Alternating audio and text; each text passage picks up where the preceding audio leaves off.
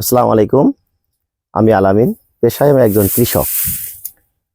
অযত্নে বেড়ে ওঠা এই সেই খেজুর গাছ, এই খেজুর গাছের রাস্তার ধারে জমির কর্নারে এই গাছগুলার জন্ম নেয় আল্লাহর সৃষ্টি। এতে কোনো যত্ন নেওয়া লাগে না, অথচ আপনার দিন শেষে বছর শেষে শীতের সময় এই খেজুর গাছ কি করে নিজের শরীর কেটে চেঁচে তার শরীর থেকে মিঠা পানি মানুষের জন্য দেয়। দেখেন, আমরা কৃষক, আমরা এটা সুন্দর করে চেঁচে কেটে একটা বাঁশের ললি লাগাইছি। এখানে একটা ভার দেওয়া হবে, মাটির পাতিল। সারা রাত এখানে আপনার রস জমবে এবং এই রসটা যখন সকালবেলা যে এটাকে ফুটানো হবে, ফুটানো শেষে একসময় গুড়ে তৈরি হবে। বাংলাদেশে একটা নাম আছে যশোরের গুড়। অর্থাৎ আমরা চুয়াডাঙ্গা জেলায় বাস করি, আমাদের এখানে প্রচুর খেজুর গাছ।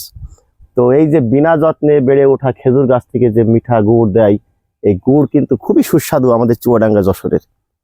তো আজকে আমরা এসেছি আপনাদের দেখানোর জন্য যে খেজুর গাছ।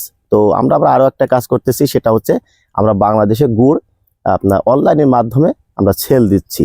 এখন আমরা কৃষক, হয়তোবা আমাদের ব্যবহার আচার কথা খারাপ হতে পারে, কিন্তু আমরা চেষ্টা করছি 1 নাম্বার খাঁটি ভেজাল মুক্ত গুড় খাওয়ানোর জন্যে।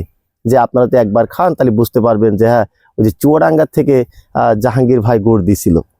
তো আপনারা আমাদের সাথে যোগাযোগ করবেন, স্ক্রিনে নাম্বার থাকবে। আমরা সর্বোচ্চ চেষ্টা করব চিনি মুক্ত, ভেজাল মুক্ত আপনাদের গুড় খাওয়ানোর জন্য।